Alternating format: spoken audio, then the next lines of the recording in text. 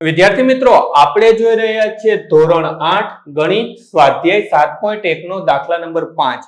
હવે દાખલા નંબર 5 ની અંદર આપણને શું કીધું છે કે ચમેલી પાસે તેની રકમના 75% વાપર્યા પછી ₹600 બાકી રહે છે, તો તેની શરૂઆતની રકમ કેટલી હશે? તો આપણે શરૂઆતની રકમ ગોતવાની છે. આમાં પણ આપણે ત્રિરાશી મૂકશું, પણ આમાં થોડું ટ્વિસ્ટ છે. તો ચાલો વિડીયોની શરૂઆત કરીએ. ને એ પહેલા તમે જો જ્ઞાન વિશ્વ ઉપર નવા છો અથવા તો હજી સુધી જ્ઞાન વિશ્વને સબસ્ક્રાઇબ નથી કરી, નીચે આપેલી સબસ્ક્રાઇબ બટનને ક્લિક કરો, બાજુનો બેલ આઇકન પણ દબાવો. વિડીયો કેવો લાગ્યો અથવા દાખલામાં કાંઈ ના સમજાય કોમેન્ટ કરીને જણાવજો. મેં તમને દર વખતે એવું કીધું હતું કે ટોટલ એટલે 100. અહીંયા આપણે 100 ગોતવાના છે, તો હું અહીંયા આ રીતે લખી નાખું. 75% એ ₹600, તો 100% એ કેટલા? તો જવાબ નહીં આવે. તમને એમ થતું સાહેબ તમે તો આગલા દાખલામાં એવું કીધું હતું કે ટોટલ એટલે 100. અહીંયા આપણે ટોટલ કુલ રકમ જ ગોતવાની છે, તો 100% એ ગોતી શકાય.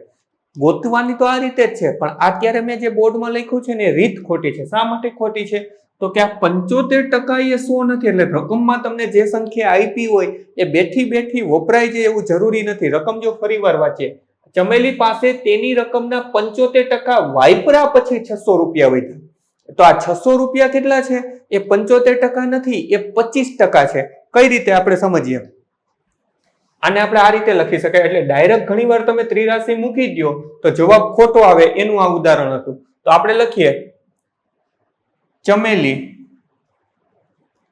પાસે 75% વાપર્યા પછી બાકી રહેલ રૂપિયા કેટલા છે? તો કે 600. અને ચમેલી પાસે 75%, આ પહેલો મુદ્દો થયો. આ બીજો, વાપર્યા પછી બાકી રહેલ રૂપિયાની ટકાવારી. ટકાવારી એટલે શું? તો કે ટોટલ આપણા ટકા કેટલા? તો કે 100%. એમાંથી ચમેલીએ વાપર્યા કેટલા? તો કે 75%. તો આપણને મળશે 25%. હવે આપણે કરી શકીએ કે આ 25 છે ને એ 100 છે. તો આપણે લખીએ ચમેલી પાસે શરૂઆતની રકમ, તેથી ચમેલી પાસે શરૂઆતની રકમ કેટલી હશે? તો કે હવે ત્રિરાશી મૂકીએ. 25% એ ₹600, તો 100% એ કેટલા? આગલા દાખલો ત્રીજો અને ચોથો હતો, એમાં સીધી સંખ્યા હતી, એમાં આપણે ટકાવારી ગોઈતી નહોતી, એમને ત્રિરાશી મૂકીને જવાબ લઈ દીધો હતો. અહીંયા જો મેં આ 75% લખીને જવાબ લીધો હોત તો મારો જવાબ ડેફિનેટલી ખોટો આવત. એટલે રકમને 1 થી 2 વાર ધ્યાનથી વાંચવાની. 75% આપ્યા છે, પણ આપણે ઉપયોગ કેના કરવાનો છે? 25%નો. કારણ કે જો એમ હોત કે 75% વાપર્યા પછી ની 75% વાપર્યા પછીની રકમ જ એટલી છે કે 75% જ 600 છે, તો આપણે 75 લખી શકત. તો અહીંયા આપણે શું કરી શકીએ?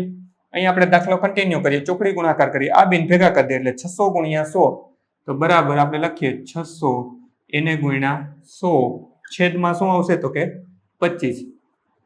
ક્યાં ભાગ ચાલશે? તો કે 25 ચોક 100, 25 અને 25 કેન્સલ થઈ ગયા. આપણને મળ્યા 600 ગુણ્યા 4. શું થશે 600 ગુણ્યા 4? 600 ગુણ્યા 4 નો કરીએ, 6 ગુણ્યા 4 કરીએ. 6 ગુણ્યા 4 એટલે કે 24. 2 0 નહોતા ગણ્યા, હવે ગણ લે 0 0, તો આપણને મળ્યા રૂપિયા. તો આપણે લખી શકીએ ચમેલી પાસે શરૂઆતની રકમ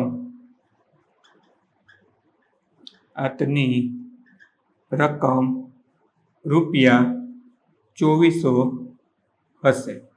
જો 75 લઈને ગણ્યા હોત તો જવાબ આપણો કંઈક અલગ આવત. વિડીયોને પોઝ કરી 5મો દાખલો પણ તમારી નોંધપોથીમાં ઉતારી લ્યો, ત્યાં પછી વિડીયો ચાલુ રહેવા દેજો. 5મા પછી 6ઠ્ઠો દાખલો ફોટોની લિંક સ્વરૂપે ડિસ્પ્લે પર જ આપી દઈશ, ત્યાંથી જોઈ શકશો. બધા જ દાખલા જો જોવા હોય તો સ્વાધ્યાયના પ્લેલિસ્ટની લિંક ડિસ્ક્રિપ્શનમાં આપી છે, એમાંથી પણ તમે જોઈ શકશો. બાળ મિત્રો, વિડીયો જોવા માટે ખૂબ ખૂબ આભાર. આ વિડીયોને લાઈક કરો. જો હજી તમારા મિત્રો સાથે આને શેર ના કર્યો હોય તો આ વિડીયોને શેર કરજો.